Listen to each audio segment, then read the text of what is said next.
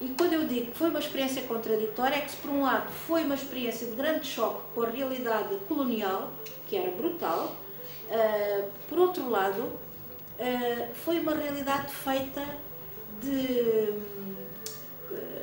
que passava também por círculos de pessoas muito amigas. Eu também tenho que salientar isso.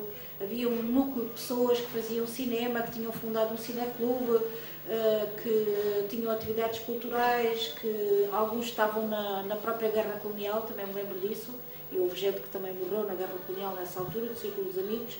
Portanto, foram duas realidades que conviveram par a par. Quero eu com isso dizer que se havia um choque com aquele tipo de sociedade, havia também uns aspectos muito bons, que era a própria África, quer dizer, com a sua música, com as suas pessoas, com todo o chamamento que, pronto, pelo menos quem passou por África conhece isso. Creio que houve para o Zeca também um indesmentível, como é que eu ia dizer, uma influência indesmentível e fascinante no que foi a sua música, porque a partir daí ele começou também com os sons e com a influência da África a fazer coisas muito diferentes. Foram cerca de 3 anos. Ao fim de 3 anos, então, o Zeca regressa a Portugal e inicialmente está uns meses no Liceu de Faro, mas eu posso testemunhar que o contacto com Portugal foi uma coisa muito violenta. Foi muito violenta, porque a África, a África colonial, com todas as suas contradições, tinha essas coisas. Tinha ao lado da música, tinha ao lado dos amigos, tinha ao lado de uma série de coisas que também eram positivas. Chegou-se a Portugal e eu lembro-me que para já havia os PIDs logo no cais, portanto foi o primeiro a chegar a Lisboa, que eu própria tenho na memória como uma cidade escura, chuvosa, mal cheirosa. Isto na perspectiva de uma pessoa que vinha da África. E lembro-me que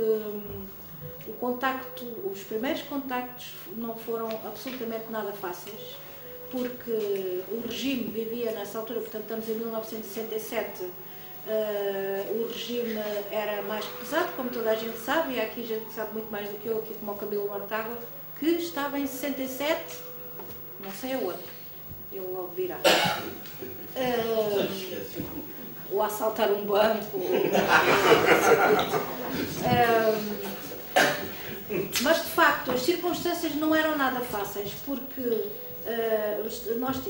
o Zeca teve uns meses, muito poucos, a ensinar em Faro, a seguir é colocado em Setúbal, e nessa altura assistia-se a uma grande movimentação e organização, nomeadamente no setor estudantil das associações académicas todas. Falo, por exemplo, de Lisboa, do técnico, coisas que o Jorge poderá, se calhar, contar mais à frente. Muito pouco tempo depois do Zeca ter chegado a Portugal, aconteceram duas coisas em simultâneo. Por um lado, houve uma grande pressão das associações académicas, de gente que trabalhava politicamente na clandestinidade, nomeadamente gente do Partido Comunista, creio que gente da Luara,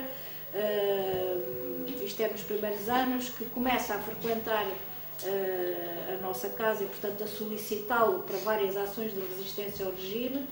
E aqui eu quero dizer que penso que todos os amigos aqui sabem que o Zeca era uma pessoa rigorosamente pragmática, absolutamente nada sectária nesse setor. Ele colaborava e mesmo dizia: eu colaboro com tudo que deita abaixo este regime fascista. Pronto. Portanto, passou nos nossos contactos, desde gente que estava na clandestinidade há 11 anos no Partido Comunista, até gente da Luar, como já disse, gente dos católicos progressistas, chamados católicos progressistas, portanto, uma infinidade de gente que se organizava crescentemente contra o sistema. Os tempos eram difíceis porque havia falta de dinheiro, o Zeca tinha problemas de saúde, a vinda para Setúbal é marcada por uma época bastante pesada. Os primeiros anos, os primeiros 67 até 69, lembro que foram anos particularmente difíceis, e nessa altura ele era professor no Liceu de Setúbal e, por denúncia de uma menina que era filha de um conhecido comerciante aqui da cidade, e claro que isto foi depois de uma espécie de uma coligação implícita das forças reacionárias na altura no Liceu, que havia um padre metido nestas andanças, que era o Padre Cordeiro, não era? O Padre Cordeiro que era, se não era o chamado, como é que se diz, denunciante, informador, vulgo bufo. Havia várias forças no Liceu que se andavam a mexer, porque a vida do Zeca, de facto, é esperada com alguma expectativa. Foi o Adelino Gomes, que faz uma entrevista ainda no Cais, lhe disse. Havia uma certa expectativa, porque as canções já eram conhecidas, também tinham circulado, os vampiros tinham circulado no exército português com uma grande rapidez. Portanto, quando ele chega, há de facto uma grande expectativa à volta dele, o que é que ele ia cantar, o que é que ele já representava um bocado como pessoa. E tanto é que o primeiro apartamento aqui nesta cidade encheu-se de uma multidão de gente de vários sítios, nomeadamente das tais associações académicas de Lisboa, das tais pessoas que viviam na clandestinidade, de uma série de atividades que começaram a crescer. O Zeca está muito doente nessa altura, até chegou a estar internado, e tem uma proibição, então, pela PIDE, de continuar a trabalhar como professor. Aquilo que na Alemanha se chama o Berufsverbot. Portanto, teve mesmo uma proibição efetiva de poder exercer a sua profissão. Curiosamente, ele veio a ser professor do filho do inspetor da PIDE, aqui de Setúbal. Deu explicações privadas em nossa casa. Viola. Viola.